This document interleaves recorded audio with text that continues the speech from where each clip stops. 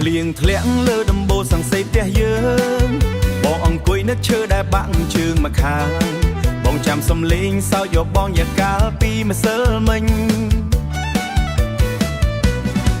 វាលាន់ឮដូចជាតន្ត្រីដែលបងចូលចិត្តវាលាន់ឮដូចជាតន្ត្រីដែលបងចូលចិត្តតែឥឡូវវាប្រែជាមុខកម្មុតស្រួចហេតុអ្វីក៏ធ្វើបែបនេះហេតុអ្វីក៏ធ្វើបែបនេះហេតុអ្វីក៏ធ្វើបែបនេះហេតុអ្វីក៏ធ្វើបែបនេះបងមិនមែនជាក្មេងដែលមិនដឹងអីនោះទេហេតុអ្វីលេងសើចនឹងបងយកបេះដូងបងធ្វើជាល្បែងកំដរដៃអ្នកដឹងថាបងគ្មានអ្វីសល់ក្រៅពីចិត្តស្មោះអ្នកសើចំអស់ឲ្យភាពទន់ខ្សោយរបស់បងដូចជាខ្យល់បក់កាត់វាស្រែដ៏ស្ងាត់ជ្រងំលេងសើចនឹងបងលេងសើចនឹងបងតើបងគ្រាន់តែជាធ្លុកសម្រាប់អ្នកមែនទេដៃបងក្រិនដោយសារការងារធ្ងន់រាល់ថ្ងៃ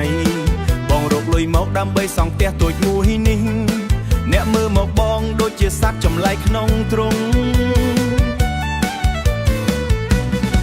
ពីសន្យារបស់អ្នករលាយដូចទឹកកកក្នុងកំដៅថ្ងៃបងឃើញអ្នកដើរជាមួយគេនៅផ្លូវលំក្រោយអ្នកទាំងពីរហាក់ដូចជាមានរឿងសប្បាយខ្លាំងក្រោយអ្នកទាំងពីរហាក់ដូចជាមានរឿងសប្បាយខ្លាំងណាស់បងឃើញគ្រប់យ៉ាងបងឃើញគ្រប់យ៉ាងខណៈដែលបងកំពុងរងចាំអ្នកត្រឡប់មកវិញហេតុអ្វីលេងសើចនឹងបងយកបេះដូងបងធ្វើជាល្បែងកំដរដៃអ្នកដឹងថាបងគ្មានអ្វីសល់ក្រៅពីចិត្តស្មោះអ្នកសើចំអស់ឲ្យភាពទន់ខ្សោយរបស់បង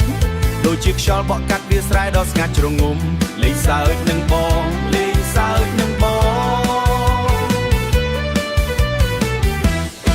តើបងគ្រាន់តែជាធ្លុកសម្រាប់អ្នកមែនទេបងមិនខឹងនឹងអ្នកដែលចាក់ចេញទៅទេតែបងឈឺចាប់ដែលអ្នកទុកបងជាគ្រឿងលេងអ្នកដឹងថាបងស្រឡាញ់អ្នកខ្លាំងប៉ុណ្ណាអ្នកយកភាពស្មោះត្រង់របស់បងទៅជន់ឈ្លី